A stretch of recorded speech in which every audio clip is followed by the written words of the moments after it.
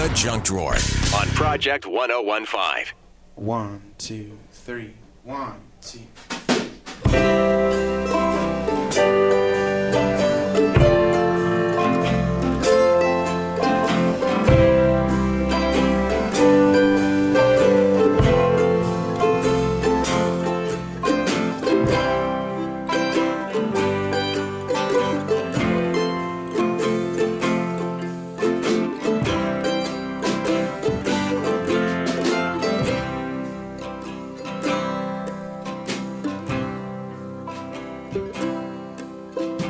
I sold my soul for a kiss and a memory, a beautiful memory, and a root beer to boot.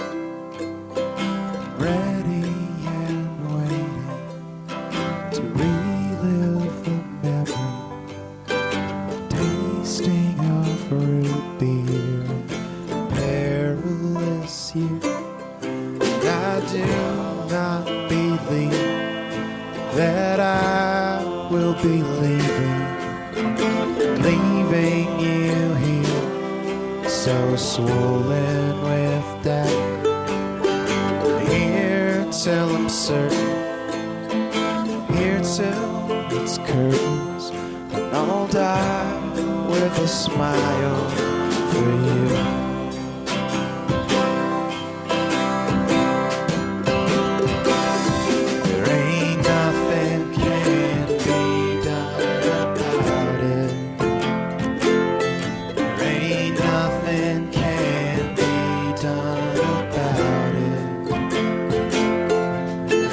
Nothing can be done about it. I'm going down this one alone.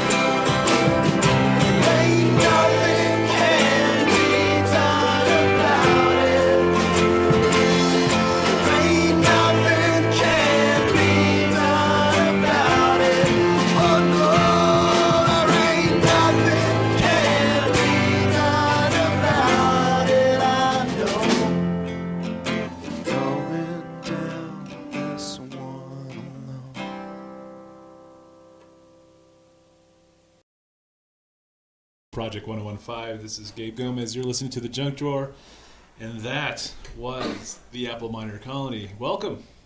Hi. How you doing? And that was Cole Wilson on lead vocals, and I'm going to go around the room and introduce, or have you introduce, we didn't have enough microphones, which was problematic, and I'm sure not the first time that's probably happened for this band.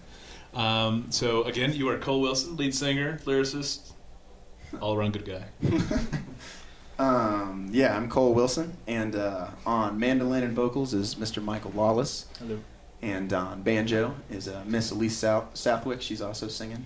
And then Which is over very shy. Yeah, and then there's Tattoo Jeff Robinson playing stand-up bass, and then we have Ben Clary playing lead guitar, and Dylan Blanchard on percussion, and Mr. Jack Truax on the electric bass, and then the infamous David Keeling, and then Mitch Maldonado on trumpet. Oh yeah, Dave's playing keyboard, by the way, and Trevor Murphy playing trombone. And there's 15 or 16 other people who couldn't be here tonight. It's amazing. So who exactly is missing? Like what components of this band? Normally we have an army of robots that that usually eat the audience. Good. Yeah. Great. You're not kidding. We have 3 saxophones, 2 clarinets, flute, another electric guitar player, a saw player, tuba. Strings. And we have cello and violin as And well. a chorus, if I'm not mistaken. Yeah, in a small vocal chorus. Nice. Yeah. Tuba. Yeah, Oh, and a Benito. tuba. Yeah. To get the marching band. So you guys have been around for a couple of years, is that right? Yeah. Yeah, and so tell me a little about the background. You guys most of you are or were college Santa Fe students, is that correct? Yeah. For the most part? Yeah. And I'm assuming that's where you all met. Yes. It is. And I know I've talked to you before, and I've written about you guys before, but for those of you who foolishly missed that article in the Reporter, let's talk some about your background. You, Cole, obviously this is this band. This is a project that you had initially started. This is essentially your band. Well, it's our band, but yeah, a couple of years ago I had a series of songs that I really felt needed more sonically in order to represent everything that I wanted it to be, like to have the power that I wanted to be there. And so I basically just started walking around campus asking who played what instruments and stuff like that, and pretty much just pulled together this ensemble, a bunch of people playing instruments that they were just playing really in high school and stuff, and came to college and brought these instruments with them, and wanted something to do to continue to play it. So it was sort of a beneficial relationship. They had something to play, I had something for them to play, just sort of went from there. Sure. So most of the material that you guys play is, I guess you write and compose. Is it I would imagine if you guys are all trying to sort of chime into to sort of build a song or whatever, that would be pretty. Well, the first album was pretty much just straight up composed. Dave helped me a lot with the arrangements, but there's a lot of stuff that I had in mind specifically, melodically, and so far as what I wanted exactly to happen. And so the first album is very much like what I wanted it to be. I had a very specific vision as sort of a concept album, and all the new stuff that we're working on, we're actually doing a couple tunes where it's like, these are the chords, this is the progression, and this is for how long, and I've, we've sort of been trying to figure out all our own parts instead of them just all being written. You just got you all just had a gig recently, is that right? That was at the Rail Yard. Yeah, we played at Warehouse 21 on the 13th for the Rail Yard opening. Right. How did that go? That went really well. I mean, we made $421. And I mean, 32 we cents. were accepting tips. $15 per person. Yeah, and when you break it down, like all of us got to go to Taco Bell after the game, which was a plus. Yeah, good reward. Yeah. So was that? So did the entire band? I mean, the chorus and the strings, and was everybody Yeah, there? pretty much everybody was there. No, I mentioned that specifically because you just you toured recently or fairly Yeah. recently, and yes.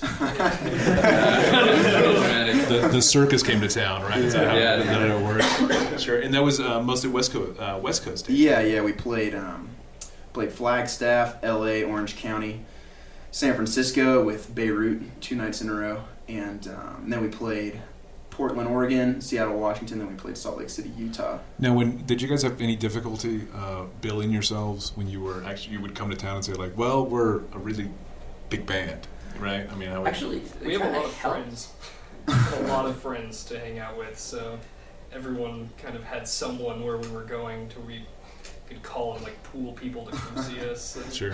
I remember our first gig in Flagstaff fell through. We had a dramatic, strange thing happen with a sort of house show that went awry and just didn't happen. So the next night we were in Flagstaff, I think the fact that we were a big band got us a gig because I think Cole and some guys went into a random, well not random, someone suggested a bar, said go talk to these guys and said, hey, so we have a 25-piece band, can we play tonight? And they were like, really? All right, sure. You bring your own audience essentially. Yeah, I mean, yeah, pretty much like anywhere we went, we brought the party. Right. You just fill the room.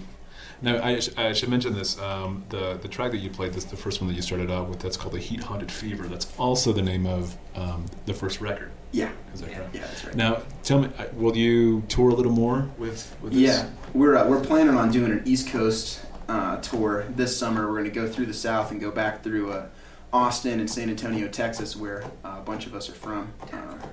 Yeah, and we're going to go to Denver on the way back. But yeah, we're going to go through the South. You're excited about Denver. I'm from Denver. Oh, well, there you go. So how was the reception for you guys? Was it generally a warm response? I mean, did you find it was an easy easy sell? Never bad, but sometimes strange. People didn't know what to expect, and I think we're kind of a polarizing band. yeah, we can be a little. I think the drama aspect of the songs, especially at some of the shows that were smaller house party shows, people came to party sometimes, and Yeah. we partied after the show. But when we played the show, it was sometimes like people would stop what they were doing and sit down sometimes and listen, and which is great. But I mean, on the whole, vibe. I felt like we were very, very well received. I mean, we sold a lot of albums, and I never bumped into anybody who was like, man, you guys are really, really terrible. That's because you have 24. Well, they won't say that to your face. Yeah, I mean, we are kind of a small army. Yeah, exactly. They'll publish it later when you're gone out of town. Never again. So That will not stop me. Yeah, for so- those of you who are. So tell me about. Let's go. You mentioned that again. You're mostly college students, not from this area, and you mentioned you are from Texas, Austin. I mean, are you guys from all over the country? Or are you Pretty much. from like what do you guys represent? I mean, Minnesota. I think in New York. We got 3 of us from the Northeast in here. Longview, Well, Emily is here. Yeah. Come on in, Emily. and we have a new member coming in. Yeah. The saw player just showed up. Nice. And you are. I'm Emily Wingman. Hello, Emily. Welcome. Just find a spot. But yeah, we're from all over the place. Got it. So It's pretty much the college that brought it all together. College of Santa Fe. now you were not a music major. Well, I was for the first 2 years, but then I took a class from Richard Bank in the political science department called Nietzsche and Anarchy. And after that, I decided that I really wanted to study politics. And then I also took another class from Leisha Boughton about performance art, and decided I really wanted to do like contemporary studio arts. So it was a conglomeration of music, art, and political science Sure. that I studied. Okay. And is that the case with all you guys? I mean, are mostly musicians? Music all the More way. musical majors than anything else. Music major, yeah. But there are many other. Trevor's The film major, yeah. Just got hiding in the corner. I'm film. Sure.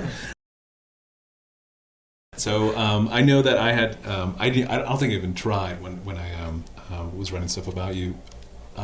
The sound itself. I mean, it comes from all over the place, and it's. I mean, you guys really do an extraordinary job of just putting it, making it fit together. What about those influences? I mean, where did the sort of root sound come from for this band? Lots of Kenny G. I see that in your sideburns. the curly hair. Yanni. Zing. Lots of Enya tracks. Yeah. No, I've been listening to a lot of Neutral Milk Hotel and the first Hawk and a Hacksaw album, and was also very influenced by Sufjan Stevens, Greetings from Michigan, and Come On Feel the Illinois, and I also really, really, really love the Flaming Lips. Just a really good energy and just all about like showmanship and having a good time and making the world a better place ultimately with just a lot of organization towards positive energy. Illusions, man. Illusions. I've never told Cole this, but I think he's more like the Arcade Fire than anyone else. I do like them, but I see that. I see conflict. Differences. You're listening to Project 1015. This is Gabe Gomez of the Junk Drawer in the studio with the Apple Minor Colony. Let's play another tune. Why don't you set this up, Cole? What are we going to listen to? we're going to play a song called A Heart So Swollen. It's not on the album. It is not on the album. It's Why a brand new tune. so I take it as a brand new tune. Yeah. Great. Okay, gents. Ready? 1, 2, 1, 2, 3, 4.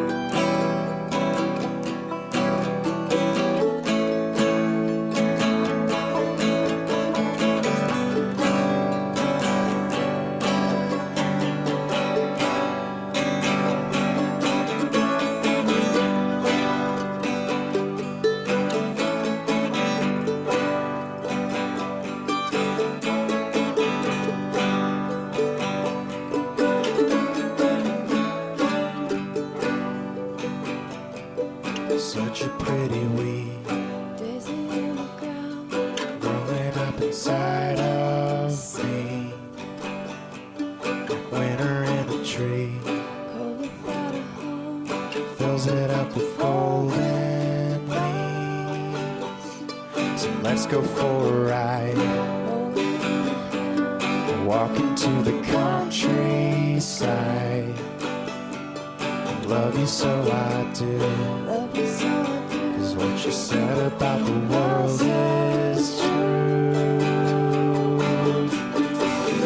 'Cause I don't wanna live or die, leave a life behind if it don't mean nothing. If everything's a drought, it died with no way out for a long time coming. I just wanna make my peace and take some ease of the things you told me. Everything's a running spring and golden bean down a long road coming. Hope I'm still running.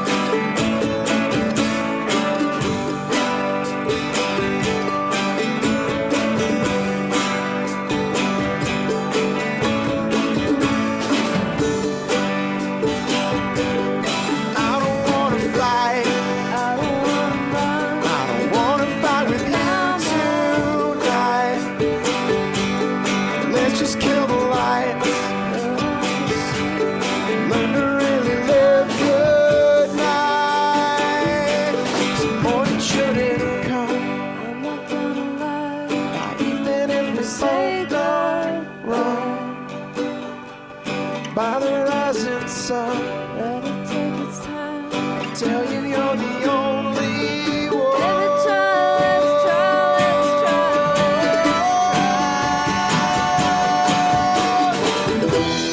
I just wanna touch your hair. It still seems fair if you still come roughing. Ready now to kiss your knees and let life be what it is already.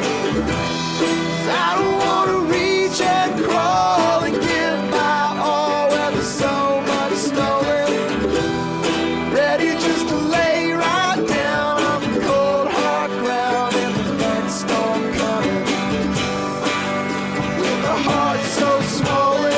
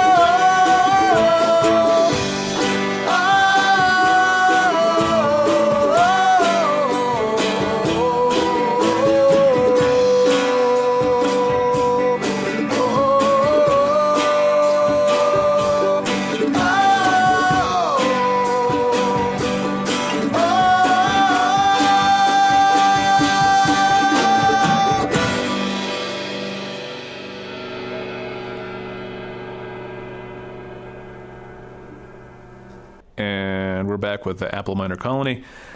Let's talk about that song, man. That's all right. You had mentioned when I saw you play that earlier in one of your gigs at the Humble that you'd been listening to a lot of Neil Young when you well, you introduced the song as that. Was that influenced by a particular track by Neil Young? Or? Pretty much all of Harvest. Yeah, Neil's my boy. Yeah, does he know that? No, I mean, you know, Neil's kind of, I don't know. I don't know if he wants me to talk about our relationship on the air. So, and it's in such a public forum. Yeah. Tell me, what do you like about his music specifically? Is it just the songwriting quality? Is the arrangement? Is the delivery? What is it? You know, it's actually just the raw emotion and feeling and power that's in everything that he does. You know, his lyrics are really beautiful and just the organic structures of his songs are really powerful and you know, he doesn't have like the best voice or like the most amazing guitar playing abilities, but like that doesn't even matter because the quality of what he's saying and what he's doing and putting out there is so incredible. And I think what I appreciate about him is that he's fearless. I mean, he risks sentimentality. He doesn't care. He just puts it out there, and if it's going to work, it's going to work. And if not, you know, who really cares? One of the things that I noted, and I could be totally wrong on this, but and listening to your record and other songs that I've heard you all play, is that you have very obviously very traditional instruments, but you use them in sort of non-traditional ways, and that's kind of I guess speaks to the arrangement of the. I mean, did that come out directly from? You had mentioned earlier that you had an idea and you wanted to execute this idea with all these, you know, musicians or whatever. Was that part of it, or is just, you know, why don't we just sort of play together and try to capture this feeling and then maybe it'll work itself out? Well, I'm actually not classically trained at all as a musician or a composer. Like, pretty much the way we do it is I sit down with Dave, the keyboard player, and I sing melodies at him, and he goes, "That's not going to work," and I'm like, "That's fine." and then we. So Dave, are you classically trained? Are you? So how does that work? When he throws something at you, do you try to? I mean, how do you think about it? So we sit at a computer and I just type it into Finale, the music notation program, and we put it all the parts together and pretty much listen to it, you know, play it back through the crappy sound of the computer, and we make it work, and we always have to make some adjustments, except for a couple of songs, which pretty much Cole had it all worked out in his head, like maybe a couple of the first songs we did. How much is it of just improvisation? I mean, I would assume that when you guys sort of just, you know, play together, there's got to be some... Well, I think the rhythm section is pretty much, you know, they don't have any set parts. We just come up with our own. Yeah, that's true. I've never had a set part. The sort of rock and folk band section of the band kind of gets to work like a nuclear rock band. and we play the mandolin, the banjo, the bass. We put it together, and then we have to get it. We have to put that together with what's been arranged, and that's a whole other step. But I mean, do you guys stick true to the original arrangement? I mean, is it kind of just like, man, it's if we're gonna get from one point to the other, we got to sort of stick with some sort of idea. I mean, is that Well, with the newer songs, it's sort of like everything that's like being laid out in sheet music and stuff like that is just sort of like a basic guideline, and we've sort of been trying to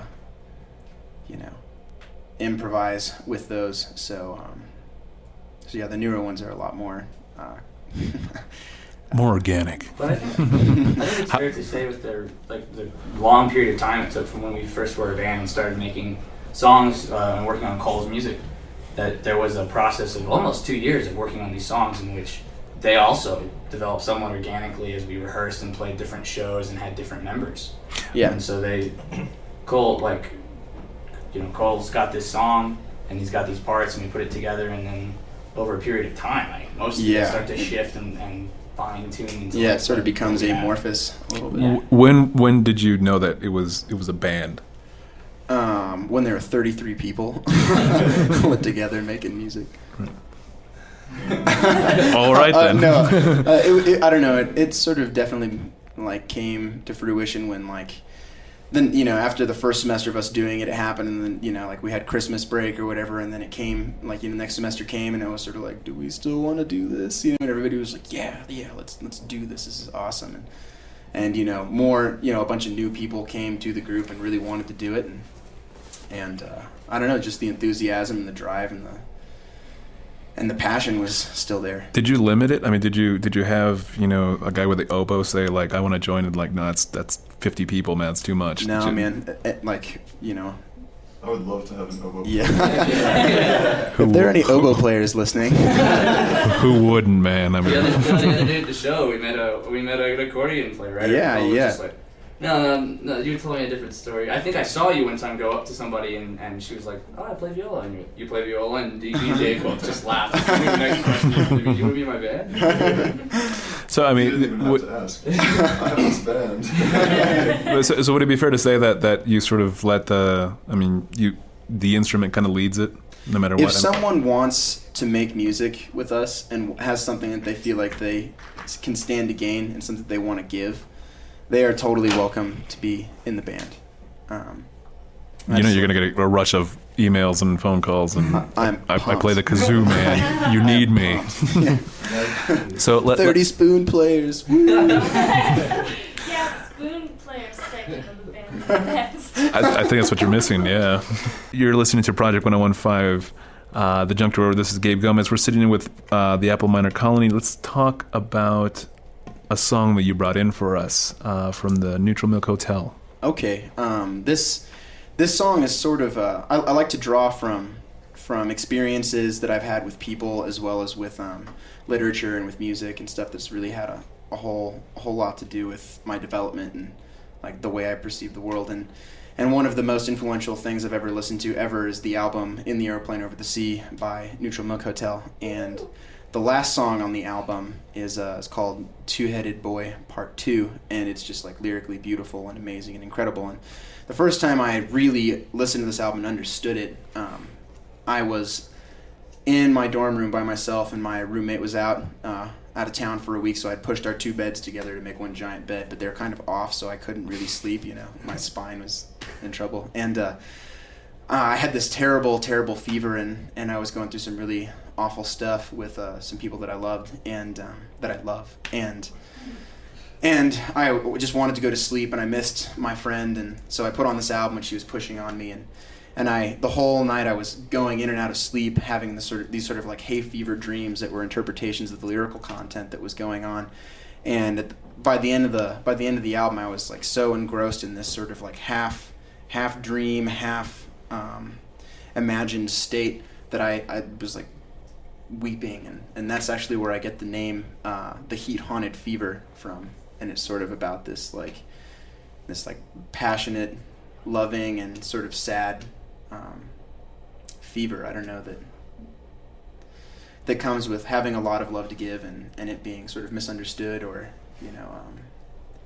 hard to communicate.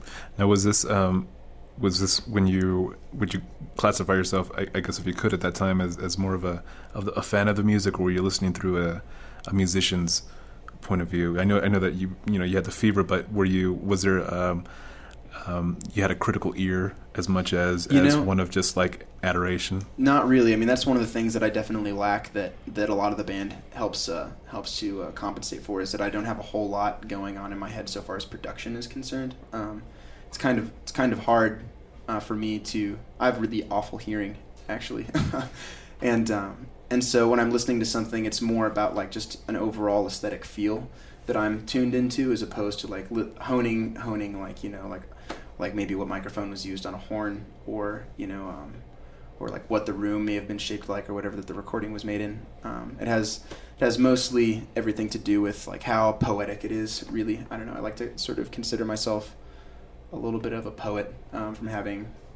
I don't know. I feel like all my favorite songwriters and all my favorite people have been poets. So let's listen to this song. And once again, it's from the Neutral Milk Hotel. And title of the song once again? It's off the album In the Airplane Over the Sea, and it's called Two-Headed Boy Part 2. Great. And so again, listen to Project 1015, and this is Neutral Milk Hotel.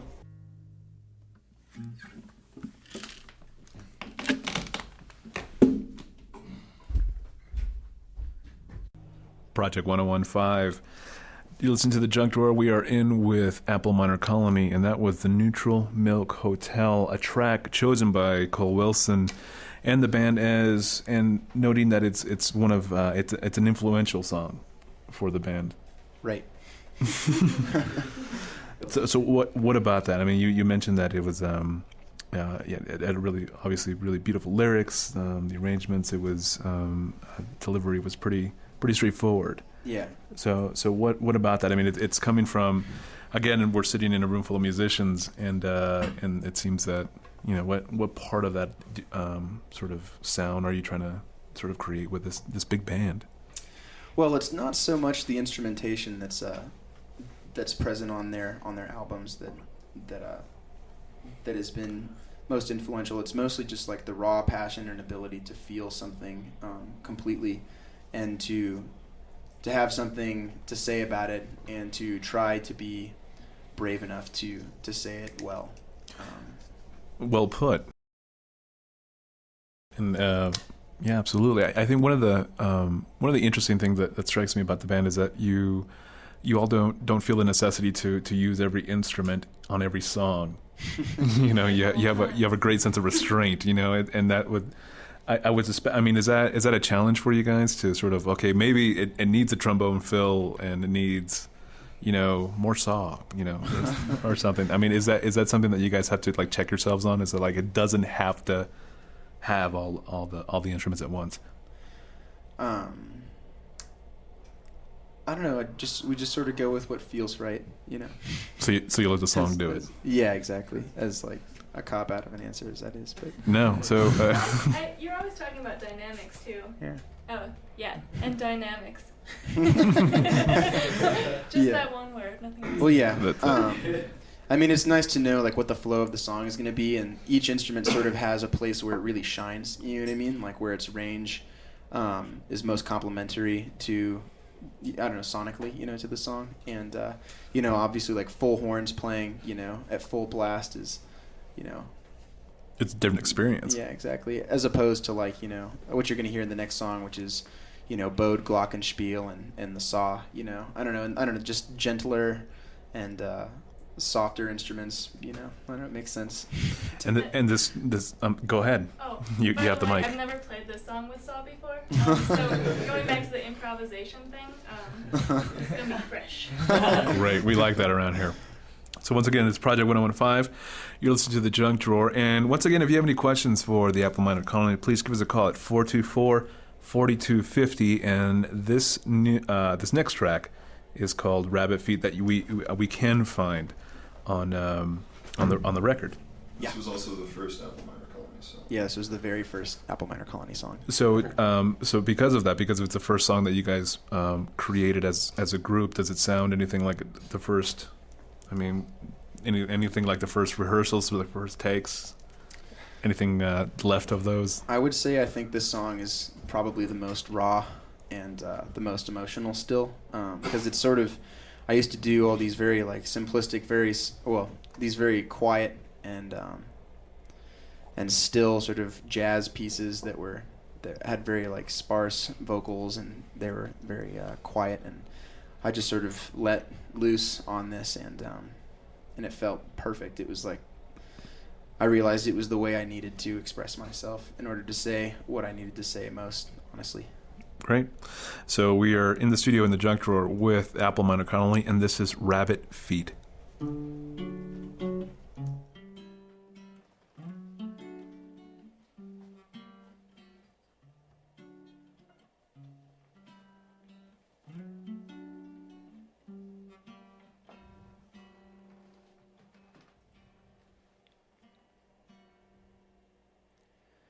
Well, time it comes and time it goes, and people they come and go too. And in my time I have seen many beautiful things, but none half so lovely as you.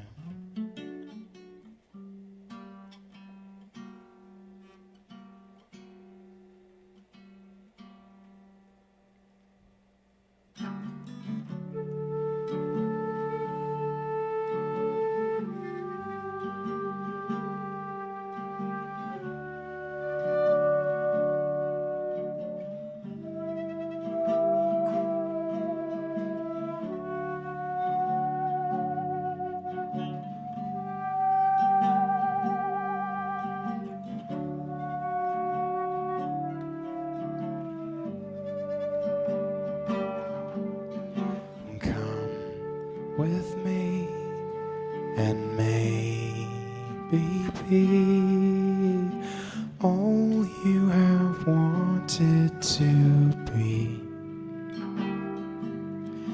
and take my hand and understand all that I want you to be.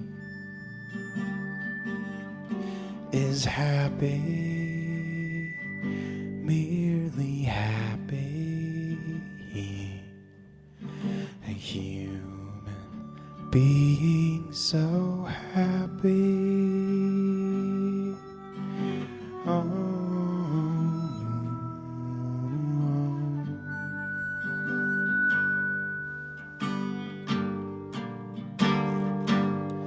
And I'm not afraid to hear you say you want me to go away, and I will go, but I need you to know that I'm only a few words away. Now friendship may come with a price or a fee, and darling, you don't owe a thing to me. No, all I want you to be is finally happy and free.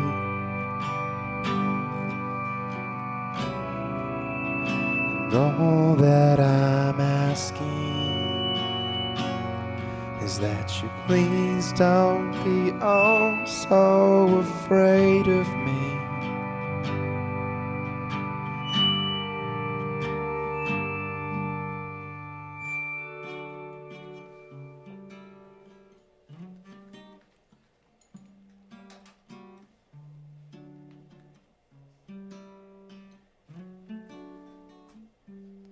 September has never been too good to me, and darling, neither have you.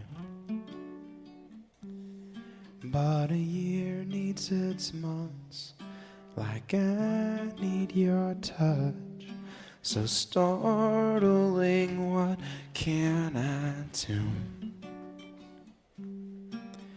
And try as I can with all of my hands, I cannot hold on to you. And run as I will, the further still your rabbit feet take you away.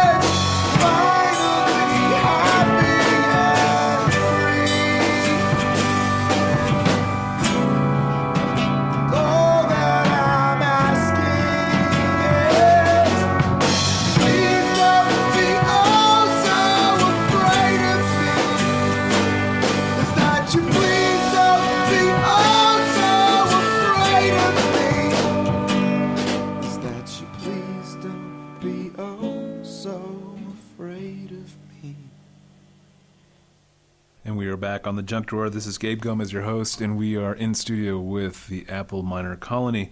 If you want to take a look at some photos of this session, log on to project1015.com and go to the blog link, click it, and you will see photos of this very talented young band that's joining me tonight. If you have any questions, please give us a call at 424-4250, and I'm sure we'll have some kind of answer for you. And that, of course, that previous song was Rabbit Feet. I'll say that. It's my favorite song. For a variety of reasons. I just think the sound just gels so beautifully together, and the lyrics are dandy, and it's a birdie song. It's terrific.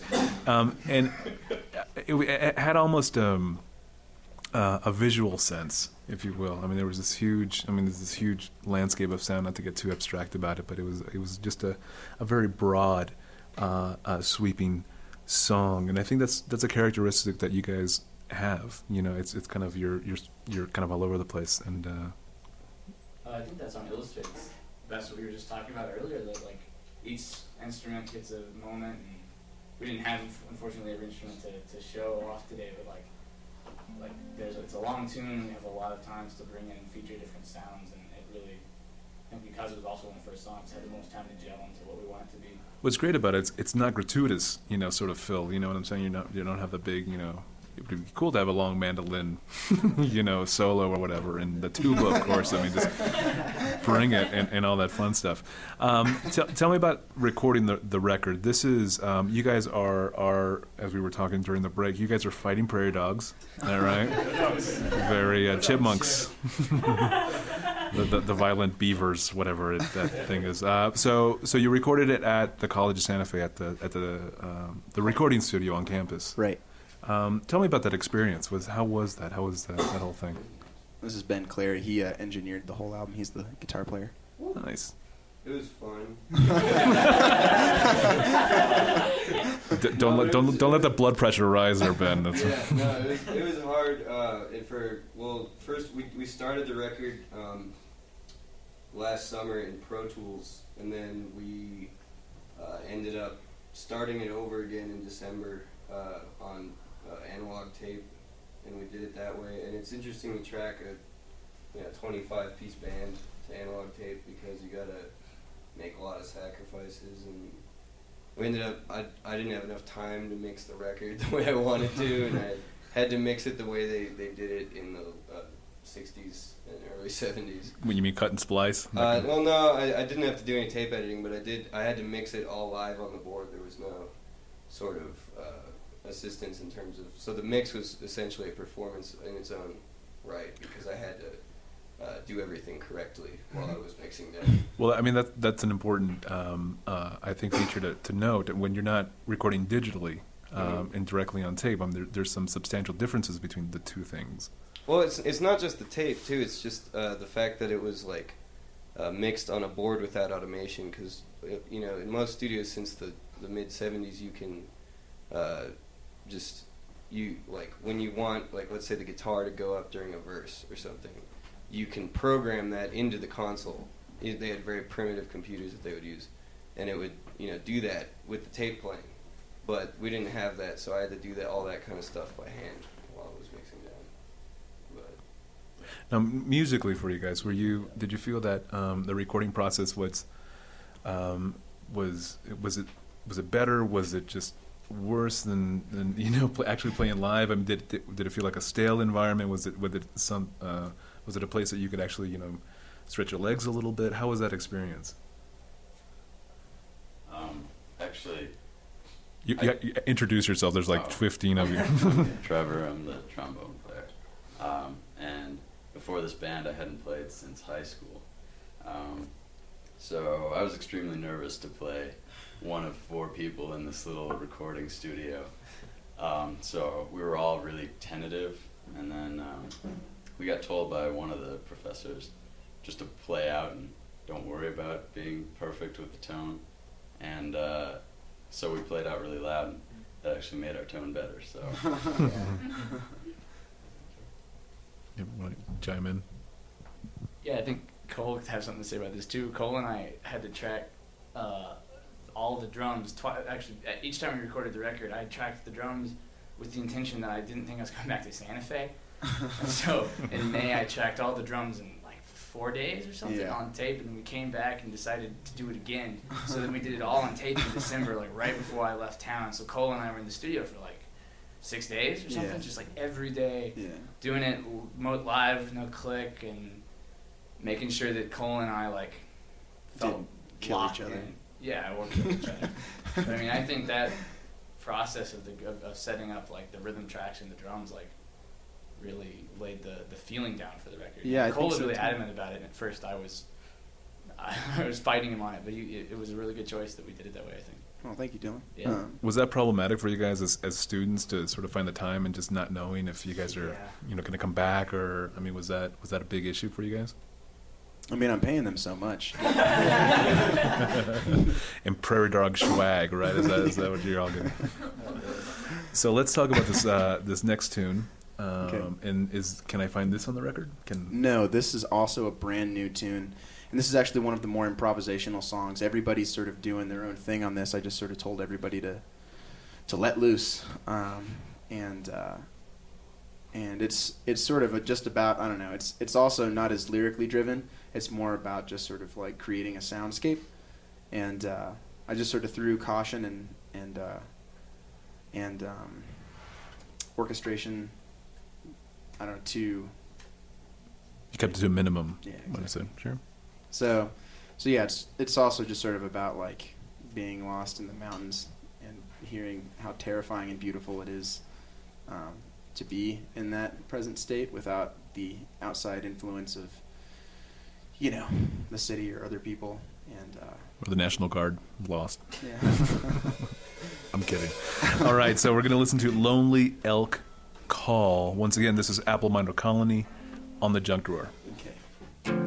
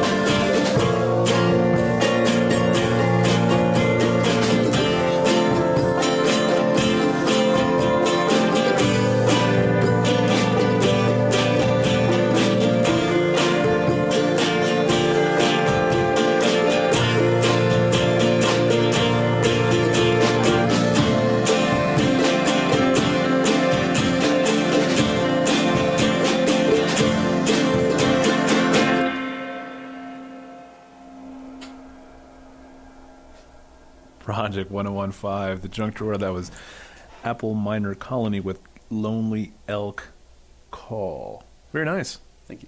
So this is one of your new tunes that I cannot find anywhere, just except the podcast for tomorrow, right? Right.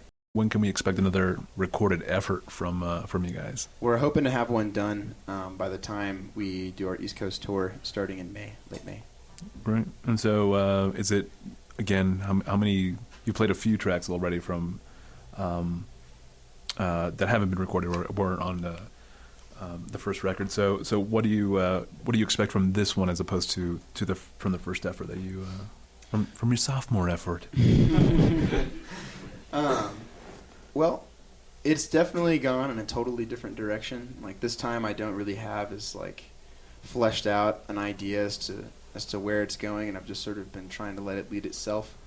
And like I said, we've been approaching new ways of writing songs and sort of opening it up to improvisation and also I don't know, I've just been writing a lot about loss and death and how scary that is and how much that elaborates the importance of being the best human being you can be and giving as much love as you can while you're alive, because I don't know, just as far as I know, it's the only chance you have to do that.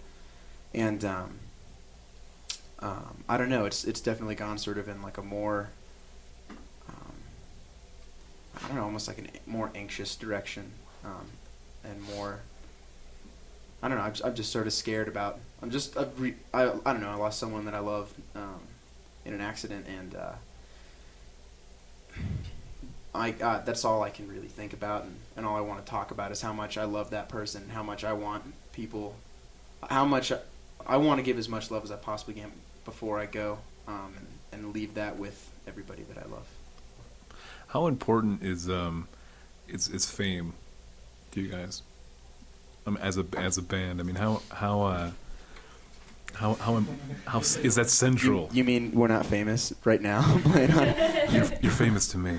But, in a band of 25 people, there's not really any hope of any one of us becoming, except for Cole. But every show that I play, I'm sandwiched behind 15 people next to Dylan, like sweating and passing out. And, I don't know. There's not much glory in being like a little member of the band, but I would actually like to say that the only reason this works as well as it does is because every single one of you are here, and because every single one of you throw down all the time in sectionals and in the big practices and in all the performances and pretty much everything you do. Like I just have to reiterate like how incredible it is that you guys do this. You know what I mean?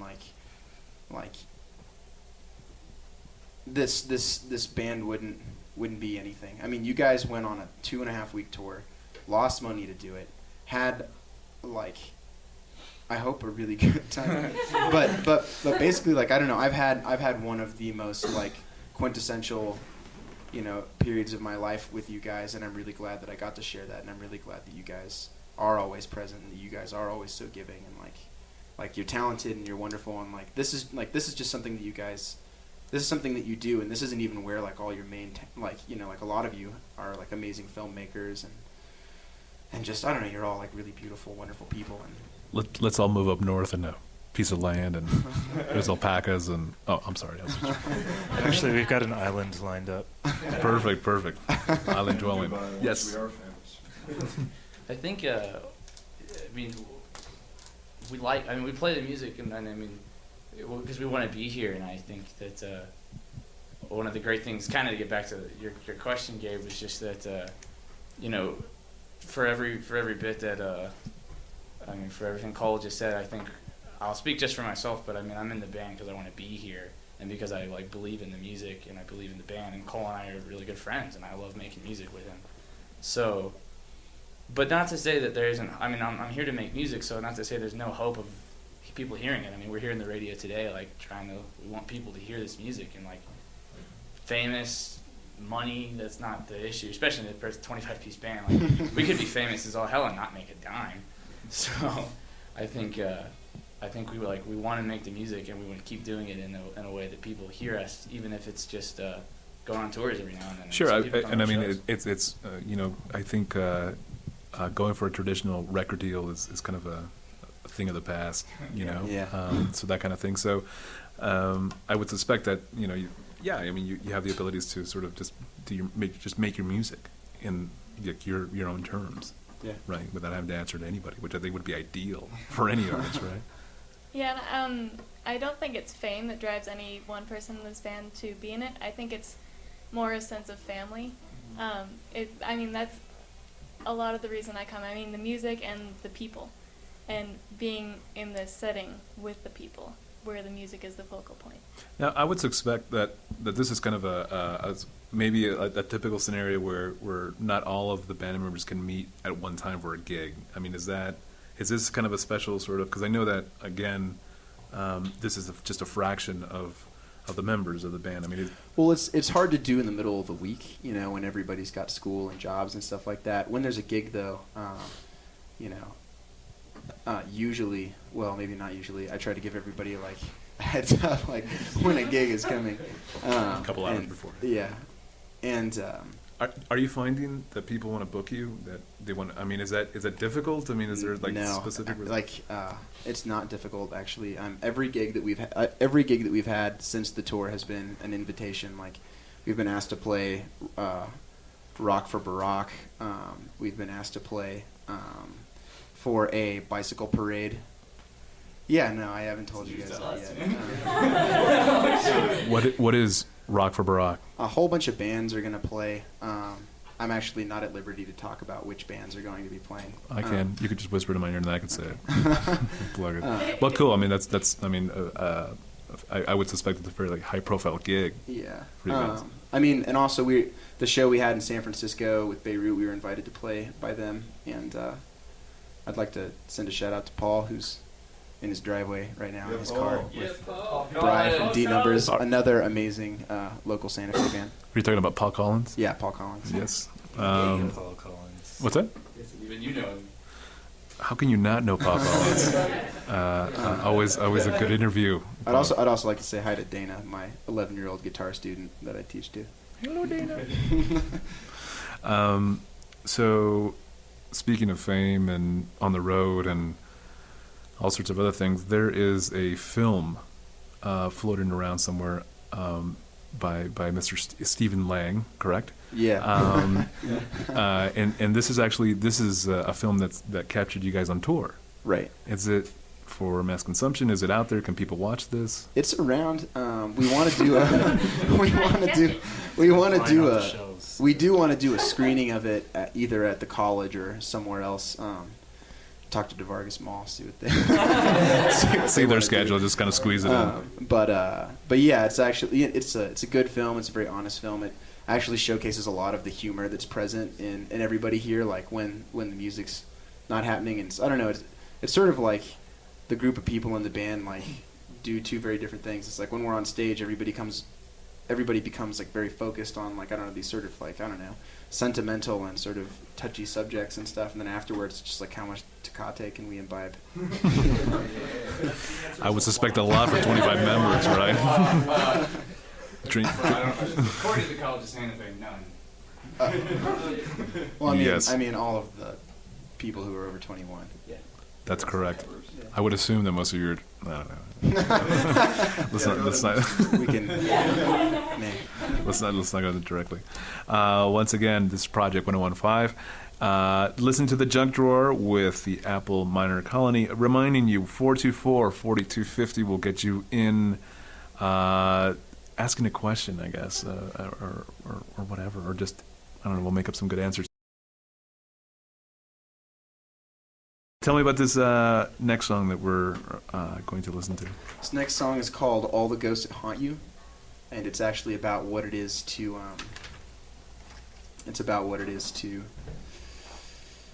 I was raised a Baptist in southern Texas, and I grew up believing in this huge, vast love. And when I came to grow older, I sort of decided that the dogma and everything that was related with that actually wasn't really for me. And in the absence of this great love was this vast and great emptiness. And from that point onward, I was trying very hard to fill it with whatever I could, whether it be, I don't know, like mostly like carnal stuff. and reached no satisfaction and was feeling like very, very depressed, and I don't know, I finally came to the College of Santa Fe and started to belong to something, and started to belong to a community, and then this band happened, and I started to belong to something that was, like really, really important to me, and that felt really important to other people too, and I realized that I was genuinely like very, very satisfied and happy with the quality of my life, and I realized it was because of all these like beautiful, amazing people who are with me and doing this with me, and that people care about it, that people come and listen to it, and it's resonant in their lives and the things that they do, and those are all these sort of like I don't know, it's like all these sort of ephemeral feelings that are consistent and persistent in our lives, almost, like, and sort of I just sort of wanted to symbolically represent that sort of as like ghosts, you know what I mean, this sort of thing that's omnipresent and you can't see it, but you can feel it, and it's there, and it's beautiful, and that's what it's about. It's about sort of losing this massive love and trying to fill it with all these things that are substitutes for love, and then realizing that the only way to feel and live a fulfilled existence is to embrace all the love from all the people around you who've got it to give, and to give as much back as you possibly can. Great. Apple Bonner Colony on the Jet Drawer.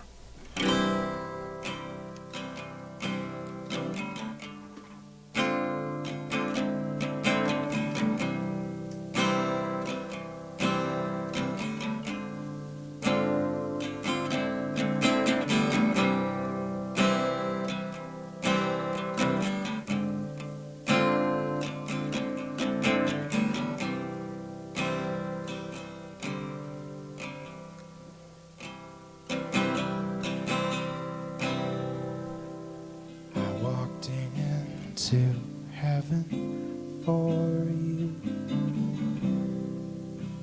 and bathed in holy waters too, and all I ever asked of you was proof.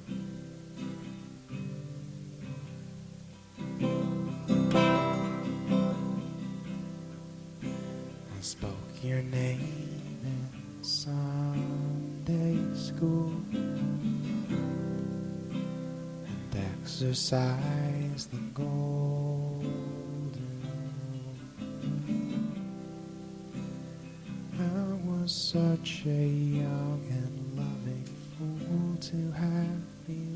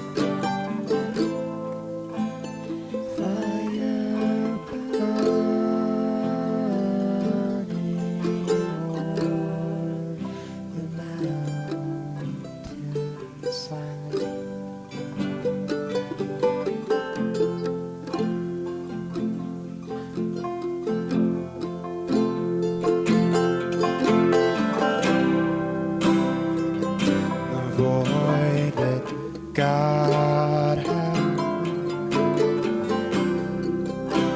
I filled myself with meaninglessness. In the end, all that was left was worthless.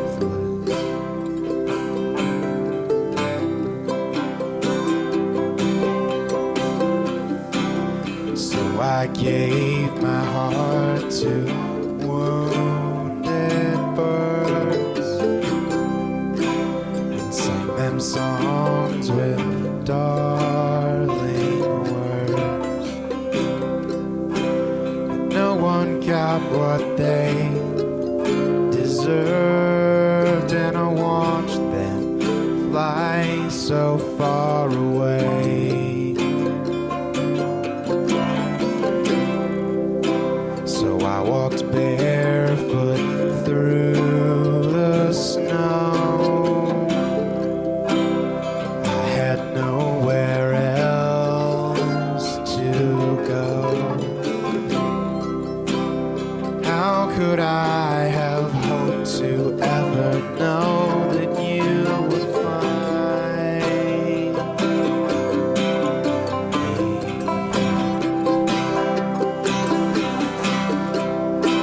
You found me frozen half to death and filled me with your living breath. I hope to find a note addressed to me, dearly silent. All the ghosts that haunt you.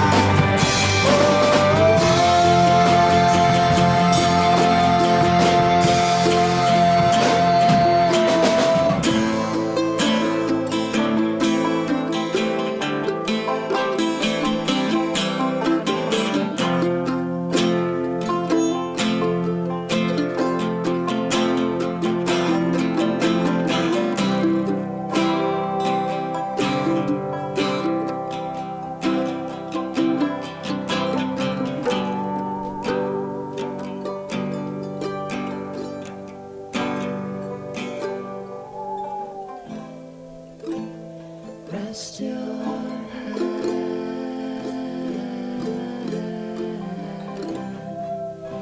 and close your eyes.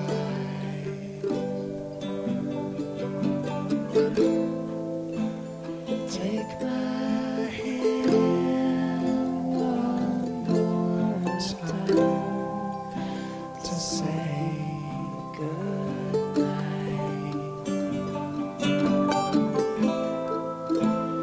Feel that fire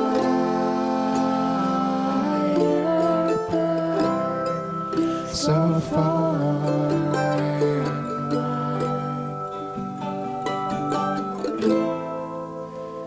Let it burn over our love and over our life.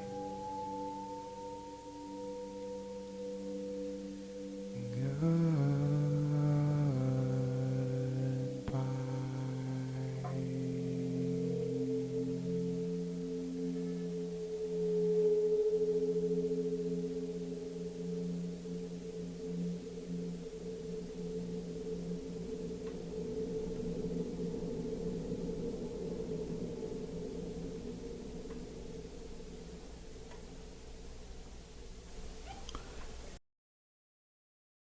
that last track, what was the title of that again? That was called All the Ghosts That Haunt You. All the Ghosts That Haunt You, and this, you can find this on... Yeah, that's on the album that we just cut. Great. So let's talk, now I know you guys obviously are, you have a bunch of different backgrounds, and we're talking a little bit about this in the break. You have other projects, you're involved in other projects and films and and stuff like that. And I think first and foremost, where can people hear you guys live? What's the next gig? We're not sure exactly what the date is yet, but I'm talking with the College of Santa Fe.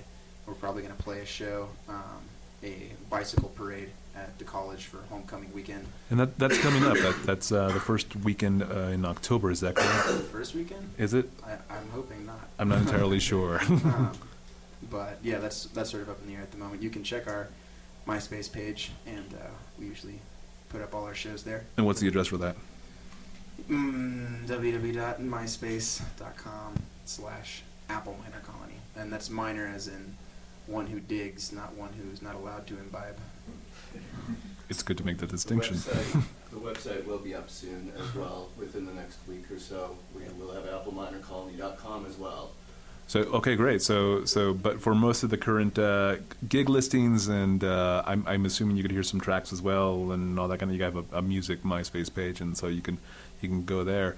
And so let's talk about some other side projects. You've got something going on as well. Yeah, I'm playing with calling a really good friend named James, who I live with, and he writes some really great songs, and I'm backing him up tomorrow, performing at the College of Santa Fe at the Sub, at a place called, at the Sub, and the person we're playing with is someone named Peppy Ginsberg, who's a musician I haven't heard yet. But we're opening at 8 p.m. at the Sub at the College of Santa Fe. The band's called Ukulele. Great, and that is part of, I guess, the CSF's really terrific music series at the Sub, and also at O'Shaughnessy. It's at O'Shaughnessy. It's not. I want to say music hall, but it's not. It's just O'Shaughnessy. It's a very large music box. Yes, it's a great little room. And something else. Well, I'm the filmmaker. And you also have a great radio voice, by the way. Actually, for those of you who can't see, he has a mustache to match. On Garrison Keeler's radio show, so it's the same thing. But Right. I actually recently was the director of photography for a film called Leaving Lesson. It was directed by Ricky Chavez, and he's from Silver City, New Mexico, and he's actually in the editing process. So that one should be coming out in a few months. So keep your eyes out for Leaving Lesson. Great, and Cole, I know you're part of another band that you kind of gig on a semi-regular basis. Yeah, I mean, when we can, when we feel like it. What's the name of that band? That band's called Bandera, and it's comprised of me, Michael Lawless, Elise Southwick, and Jeff Robinson. Who are in this room. Yeah, exactly. Mike is the mandolin player, Elise is the banjo player, Jeff is the upright bass player. And yeah, we do sort of like country tunes and stuff. We're sort of a spin-off from a band that used to be here when our friend Matt Tilson lived in town called the Bluebird Pioneers. It's pretty much the same band minus Matt's songs. But he will be back in Santa Fe at the end of the month, and we're actually going to do hopefully a gig sometime somewhere as the Bluebird Pioneers. Yes, great. And so once again, check the website, the MySpace page at Apple Minor Colony for any updates and any other bits of information. And we've got another gig. Yeah, what's going on? I just wanted to give a plug for Pete Proboscis Jones. We're a band. There's 3 of us in this band right now. So actually 3 of us in this room who are in that band. So just type in Proboscis Jones in Google, and we love you. Thank you. Well, that's great. I mean, you guys are not only your own audience, but your own opening act, like several times over. I mean, just keep on going. It's the costume changes. It'll fit. Well, believe it or not, we have a question from Paul. I don't know where Paul is from. Maybe it's Paul Collins. But Paul wants to know, and thank you for the question, Paul. East Coast dates, the tour that you had mentioned earlier, dates. It says plan with a question mark. I'm not sure what that means. But and also any acts that you may be playing with during the East Coast. Yeah. I wanted actually to to book shows for all the bands that come together and make up the Voltron that is Apple Miner Colony. Voltron. Yeah, well, you know, it's like Nice. a bunch of robots come together and make Voltron. That's your A bunch of second. bands That's your come second together and robot make- illusion Yeah. tonight, man. What's you've got a thing going with the robots. Well, you know, some of us are from the future. I should know better. I know. But yeah, like we're also going to be touring with a band called Tristero from Austin. I'm really excited about that. And Those cats have played recently here. yeah, exactly. They played here over the summer. Yeah, Dylan And you plays play drums for that them. band. And also, my younger brother, who's in this band, he couldn't make it to 90s Working. He is putting together a post-rock band with Ben Clary, our guitar player, and Dylan also is playing drums. You're a busy man, yeah, Dylan. he is. And yeah, that band's going to be called Everyone Only, and they're going to be touring with us as well. Wow, again, man. And Jeff has also got plans in the mix to put together a gypsy punk band. So. Can I make a band with any of you guys? Can we just play whatever? It just, I guess it does. Yeah, dude, get a maraca and you're in. Maybe I have skills. You don't know that. But a maraca's pretty close. Let's talk about To Buckle and To Fold. Okay, it's actually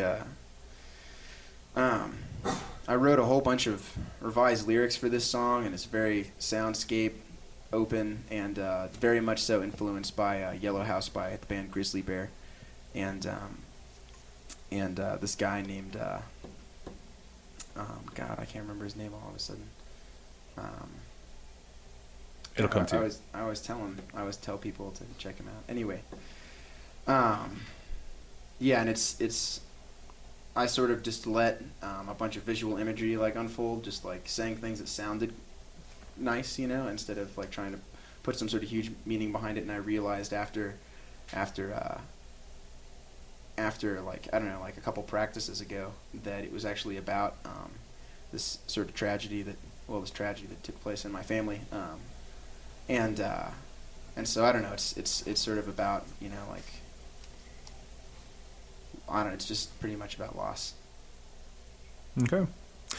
So once again, question for the Apple Miner Colony at 424-4550. If you want to take a look at some photographs from this very session, go to project1015.com, click on blog, and you will be able to see some photos of this very session. And if you want to relive the bliss, the goldenness, the goodness of this wonderful interview, you can check it out tomorrow at, again, project1015.com. Click on soundtrack and go to the junk drawer, and then you will find all three. This is the third episode, and it'll be up and ready and for you to enjoy. But for now, we have To Buckle and To Fold with the Apple Miner Colony. 1, 2, 3, 4.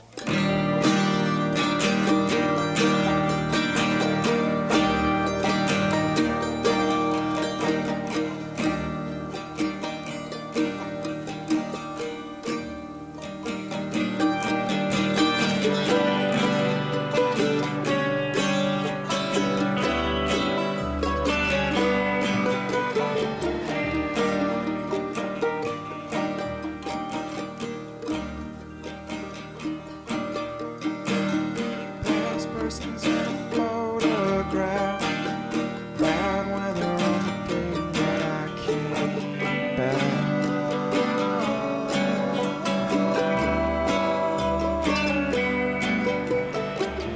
Black banner on a broken map, grassy honey in another way back.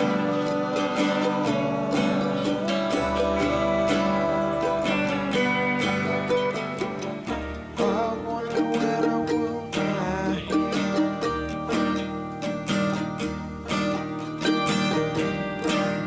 Bloody fingers when I tip my hat.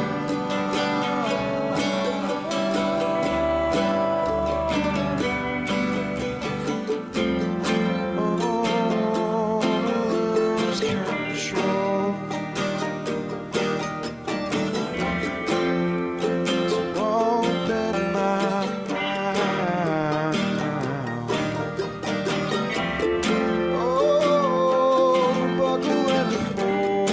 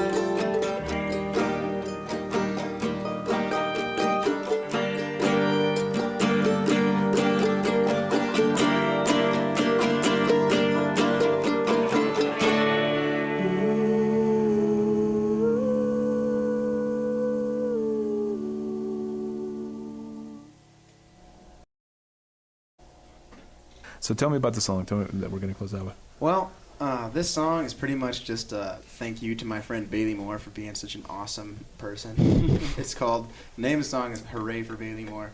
And it's pretty much just all lyrics about celebrating someone who's just, you know, a loving and wonderful human being. And she deserves that. And sometimes, you know, in order to tell someone how much you love them, you need a like 30-piece orchestra to profess it. Absolutely, you need a First party. time we performed it, she was singing with the chorus. Speaking and of did the not- mic. Yeah, Dave. yeah. The first time we performed this song, Bailey Moore was in our chorus, and she didn't know the song was about her. She'd never heard the lyrics. Yeah, we would And rehearse she was it. absolutely mortified. I felt terrible for being complicit in it. Nicole has no shame. But I'm sure she was touched nonetheless. Thank you. Well, once again, this is Project 1015, and this is Gabe Gomez, and this is the Junk Drawer, and thank you all very much for joining us. Thank you, Gabe. Thanks for Great. having us. And hooray for Bailey Moore.